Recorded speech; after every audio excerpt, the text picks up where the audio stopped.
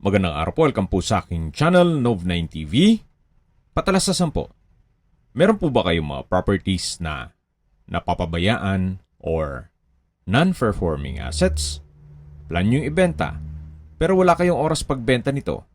Kung ito'y pagkakatiwala nyo po sa amin, tawag lang po kayo sa aking numero, usap po tayo, gawan ko po ng video for free. Yes, libre po. Wala po kayong babayaran. Tutulungan pa namin kayong mabenta ang inyong property. Kami na po bala sa marketing, sa boosting, pati po sa paid advertisements, even sa tripping. Hindi na po kayo mapapagod sa pag-entertain ng mga buyers. Kami na po bala sa lahat. Tawag lang po kayo. Nandito po tayo ngayon sa isang exclusive subdivision na malapit po sa Tagaytay. Ito pong bagong video presentation natin ay isang residential property na may lot area na 394 square meters. May floor area po ito na 320 square meters more or less. Dito po sa loob ng subdivision ay kumpleto po ang amenities gaya ng clubhouse, swimming pool, basketball court, parks and playgrounds, at meron pong 24 hours security. Napakatahimik po ng lugar, sariwa ang hangin, at malamig po ang klima. Ito po'y nasa mataas na lugar. Ang estimated elevation above sea level ay 2,000 feet. Ito pong bahay ay may 3 kwarto o 3 bedrooms at 3 toilet and bath. Ang mga kwarto po ay nasa second floor. Ang master bedroom po ay may sariling toilet and bath at may walk-in closet. Meron din pong access sa balkonahe. Ito pong natatanaw natin. At doon naman po sa 2 kwarto, meron po silang isang common toilet and bath. Yan po ang inyong mga magiging kapitbahay. Kung sakaling ma-acquire itong property, napakaaliwalas po. Very relaxing itong area. Dito po sa harapan ay pwede pa po kayong mag-garden. Ganun din po dito sa gilid. Malaki pa po ang bakanting lote. Ito po yung driveway at ang garahe po ay kakasya ang isang SUV. Pero dito po sa driveway, pwede pa po kayong magparada. Yan po yung pasad. Tunghayin nyo po. Ito po yung mga ornamental plants. At dito po sa harapan ay meron pong maliit na balkonahe. Ito po yung main door. Naka-solid wood door at meron pong glass panel. Naka-brickstone design. Yan po yung tinutukoy ko na balkonahe na meron pong 4-seater na coffee table. Ito po pala ay fully furnished. Lahat pong mga kagamitan na makikita nyo, pera po sa personal staff ni owner, ay kasama po. Mula po dito sa balkonahe o sa may main door, yan po ang view. Napakaganda, napakaaliwalas. Ito po palang main door, yung glass panel ay meron pong security grill. Kaya secured naman po yan. Although salamin lang yan, pero meron namang security grill sa likod niyan. Welcome po dito sa bahay ni Sir. Dito po sa gilid ay meron pong access door papunta sa garahe na meron din rin pong mga kortina at ito naman po yung living area o salas. Naka-double high ceiling, may glass wall and window na nag-serve as natural sunlight, may fireplace, at yan po yung sliding door na papunta naman sa balkonahe. Kung saan ito po yung pinakita ko sa inyo kanina. Napaganda pong tumambay dito at magkape kayo dyan. At balik po ulit tayo dito sa may living area o salas. Yan po yung fireplace at meron na rin pong sofa set, center table, at yan po yung double high ceiling na meron pong chandelier. Yung upper part din po ay meron pong glass wall and window. Yun pong natatanaw natin na access door papunta sa garahe, at ito naman po may naka wall mounted na console table at vanity mirror. Yan po yung hagdan. Mamaya po akyat tayo dyan. Ito naman po yung powder room. Ito pong powder room ay maayos naman ang bathroom fixtures. Meron pong bathroom countertop, hand wash basin, malaking vanity mirror, at may water closet. Meron din pong bathroom window. Dito naman po yung dining area. May dining set na rin siya. May malaking glass wall and window na nakapapaaliwalas po. May chandelier. At dito naman po sa may formal kitchen, meron din pong breakfast nook. May kitchen countertop, wall-mounted kitchen cabinet. At yan naman po yung kitchen window. Kahit hindi na kayo gumamit ng ilaw. Pag daytime, gawa ng meron na pong natural sunlight dahil dito sa mga glass wall and window. Ito naman po yung access door papunta sa service area o laundry area, at meron din pong banyo dito. Yan po yung maid's room, at yun sa naman sa dulo ay yung access door papunta sa likod ng bahay. Ito po yung banyo o common toilet and bath na malapit sa service area. Yan po yung laundry area, at ito naman po yung access door na may steel gate papunta sa likod ng bahay. Balik po ulit tayo dito sa may formal kitchen. Yan po yung kitchen countertop, may double stainless sink with faucet, malaking kitchen window, at may ceiling mounted na display rack. May refrigerator, may oven, may drawer, at ito naman po ulit yung dining area na may dining set. Mula sa dining area, matatanaw naman natin yung living area at yung balkonahe at main door. Nandito na po tayo sa hagdan o staircase. Meron din po itong staircase window na nag-serve as natural sunlight. Samahan niyo po ako at akyat po tayo. Ito pong hagdan ay naka wooden staircase at handrail. Nandito na po tayo sa second floor. Ito po yung family area. Meron pong console table at vanity mirror. High ceiling na rin po siya.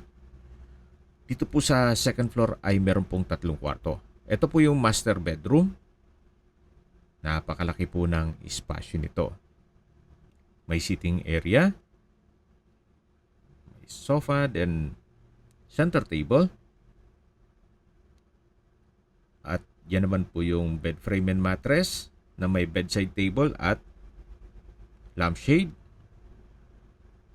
High ceiling. Meron din po itong access door papunta sa balkonahe. Ito po yung tinutuyo na balkonahe na meron pong 2-seater na coffee table. At mula po dito, matatanaw niyo naman yung kapaligiran. Kahit po paulit-ulit na tumambay kayo dito, hindi po nakakasawa. Very relaxing po itong lugar. At balik po ulit tayo dito sa loob. Yan po ulit yung master bedroom na may 2 lampshade at bedside table, may bed frame and mattress, may whole body mirror, may drawer, may sitting area, at meron din po itong sariling toilet and bath na may walk-in closet. From floor to ceiling po ang wardrobe, at dito naman po yung water closet with bidet, hand wash basin, vanity mirror, shower enclosure, tile bathroom wall, bathroom window, at overhead shower. Kompleto na rin po siya. Ito po yung toilet and bath ng master bedroom. Yan po yung walk-in closet o wardrobe. At sa dulo naman yung balkonahe. Napakaganda po ng disenyo. Napakalawak din po ng area. Labas na po tayo dito para check natin yung ibang parte ng bahay. Balik po ulit tayo dito sa may hallway o family area. At yan naman po matatanaw natin yung dalawang kwarto at yung common toilet and bath. Ito naman po yung second bedroom o pangalawang kwarto kung saan malaki naman po ang espasyo nito. Meron pong glass wall and window na nag-serve as natural sunlight at meron ding wardrobe. May dalawang bed frame and mattress. Yan po ang second bedroom o pangalawang kwarto. Dito naman po yung common toilet and bath. May hand wash basin, vanity mirror, shower enclosure, water closet with bidet, towel holder, bathroom window, naka-tile bathroom wall, at may shower. Ito po ang common toilet and bath. Paglabas po natin yan ng hallway, matatanaw natin yung pintuan ng master bedroom at dito naman po yung third bedroom, pangatlong kwarto. Halos same setup, may glass wall and window, nag-serve as natural sunlight, may bed frame and mattress, bedside table with lampshade, may wardrobe, at malaki din po ang espasyo nito. Yan po ang last bedroom at ito po yung second floor na may tatlong kwarto. Ito naman po yung open below. Matatanaw naman yung living area o salas at yung access door papunta sa balkonahe. At habang pinagmamasdan niyo po ito, pag-usapan na natin ang distance, location, at travel time. Mula po sa Twin Lakes, ang distance is 8 kilometers at ang travel time is 17 minutes. Mula naman po sa Tagaytay Rotonda, ang distance is 22 kilometers at ang travel time is 38 minutes. Kumpleto na po doon gaya ng malls, hotels, restaurants, banks, schools, church, at hospital. At mula naman po sa Taal Polymedical Hospital, ang distance is 33 kilometers at ang travel time is 55 minutes. Mula naman po sa Metro Lemery Medical Center, ang distance is 30 kilometers at ang travel time is 54 minutes. Yan po yung lagi yung binabanggit sa aking video na dapat nyo i-consider sa paghanap ng property ay meron pong malapit na hospital. Hindi ko naman po sinasabing sakitin kayo. Yan naman po for emergency purpose lang naman. At mula naman po sa mga beach resorts sa Calaca at ibang parte ng Lemery o Taal, ang distance is 19 kilometers at ang travel time is 35 minutes. Kung manggagaling naman po sa Manila o sa airport, ang distance is 79 kilometers at ang travel time is 2 hours and 4 minutes. Bago natin tapusin ang video o pag-usapan ng presyo nito, ikutan po muna natin. Dito po ay may setback. Ito pong wall ay may brick stone design. Then dito sa side ay meron pong stock room. Yan pong ginawa nilang stock room. At yan po yung mga brick stone design. Dito naman po yung sa dining area. Yung loob po dyan. Ito po yung likod ng bahay. Meron din pong setback. Paikot na po yan. Hanggang dun sa may service area. Na may access papunta sa maid's room at kusina. Yan po yung steel gate. At ito naman po yung tinutukoy ko na malaki pang bakanting espasyo na parte pa po yan ng property. At pag diniretso po yan hanggang dun na sa concrete road. Ito po yung garahe. At dito naman po ay may ilang mga ornamental plants. Yan po yung access door papunta sa living area. Ito naman po yung driver's room na ginawa po nilang stockroom o bodega. Okay, sa presyo na po tayo. Binebenta po ito ni owner sa halagang 25 million pesos. Yan naman po ay negotiable.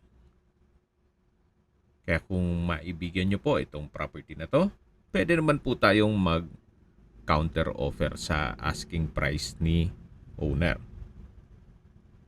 Kung hanap nyo po ay isang secured at tahimik na lugar, kagaya nitong nakikita nyo, at sa bahay naman, simple lang, hindi ganun ka laki ang magiging maintenance niyo, you might consider this property. Kung may mga katanungan po kayo o gusto magpaset ng tripping dito sa property na to, tawag lang po kayo sa aking numero. At sa mga kababayan naman natin na sa ibang bansa, meron po akong WhatsApp, Viber, Telegram at Signal. Same number lang po, 0917-316-3399. Sa mga nagtatanong naman po ng aming Facebook, meron po aming Facebook page na Nov9TV at Facebook Real Video. Meron din pong TikTok at Instagram. May ibang YouTube channel po kami, the Nov9TV channel, Nov9TV Listings, Nov9TV On The Spot, Nov9TV Updates, at Nov9TV House Rental. Sana po naibigyan nyo ang video presentation. Paki-like and subscribe na lang po sa aking channel para ma-update din po kayo sa aking future listings. Kung sakali po hanap nyo yung mas malaking sukat ng lupa, meron din po kami ibang listings na pwede nyong pagpilian. Huwag po kayong mag-atubiling tumawag sa amin. Then, let us know your budget para malaman namin kung anong property pwede naming ilong sa inyo. Sa lahat pong viewers, subscriber at nagtiwala po sa amin, salamat po sa suporta. Ingat po kayo lagi at yung pamilya. Maraming salamat po.